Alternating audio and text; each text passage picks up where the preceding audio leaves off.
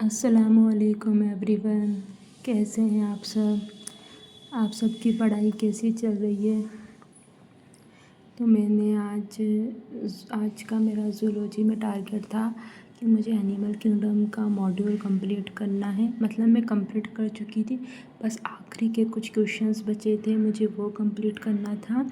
और 37 ईयर की जो PYQ बुक है ना, उससे मेरे को कुछ बचे हुए थे, उसमें भी क्वेश्चन, तो मुझे वो कंप्लीट करने थे। तो मैंने वो दोनों कंप्लीट कर लिए। उसके बाद मिशन 100 मुझे एक बार ऐसे चेक करना था कि मैंने कंप्लीट कर ली थी, मतलब फिर मैंने ये तीनों मेरा वैसे ऑलरेडी कंप्लीट था, वो तो एक बार मैंने सही से बस चेक कर लिया था आज। तो ये तीनों मेरे कंप्लीट हो गए थे। उसके बाद जैसे कि मैंने कल बॉटनी में आपको बताया था कि मैं यकीन 2.2 की DPP करूँगी, तो मैंने आज ज़ूलॉजी में भी एक चीज़ और ऐड कर ली थी कि मैं यकीन 2.2 के DPP करूँगी 2026 वाली बैच के। तो जब मेरा ये सब कंप्लीट हो गया था तो मैंने यकीन 2.0 के DPP कर लिए थे। अब आपको उसमें पहले से ही नंबर शो होंगे, तो आप गलत मत समझना। वो मैंने लास्ट ईयर अटैम्प्ट किए थे ना, उसके मार्क्स हैं उसमें। तो इस तरह से मेरा ये वाला चैप्टर भी फिर कंप्लीट हो चुका था पूरा। मतलब बहुत दिन में कंप्लीट हुआ धीरे धीरे, लेकिन आखिर हो ही गया।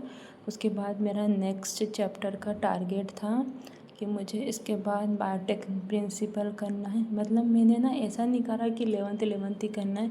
जो चैप्टर मुझे प्रॉब्लम होती है उन चैप्टर को मेरे इम्पोर्टेंट भी हैं, जिनका वेटेज भी ज़्यादा है, तो मैंने उसके बेसिस पे मैंने चैप्टर का अपना सीक्वेंस करा था। मैंने आपको अपने फर्स्ट प्लेनर में बता ही दिया था वो ज़ूलॉजी के, तो मैंने कर लिया था। फिर वो बायोटेक प्रिंसिपल का मैंने समाप्ति मैम का मिशन 30 वाला लेक्चर है ना, जो उससे मैंने रिवीजन करा था, तो लगभग आधे घंटे का ही मैं कर पाई थी, मतलब उतना टाइम बचा था बस, तो मैंने वो कर लिया था। अब बाकी फिर मैं कल पढ़ूँगी वो, तो मतलब मेरा एनिमल किंगडम तो अच्छी तरीके से कंप्लीट हो गया है।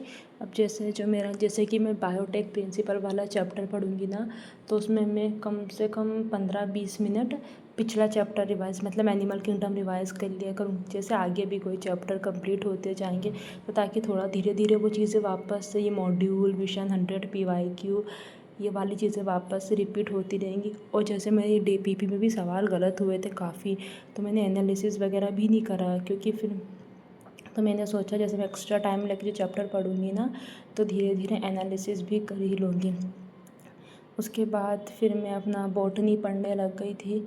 तो बॉटनी में मैंने कल सेल साइकिल का रुपेश सर का लेक्चर रिवाइज़ कर लिया था, वही बैच से ही। फिर मैंने उसकी कल NCERT भी मैंने सही से पढ़ ली थी।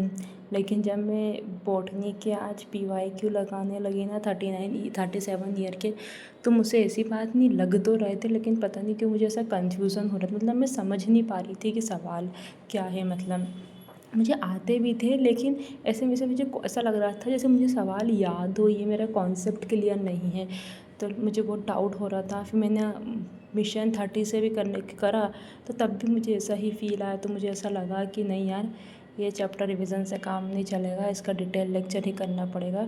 तो मैंने फिर रुपेश सर का लेकिन 2.0 का लेक्चर रिवीजन करना स्टार्ट कर दिया था।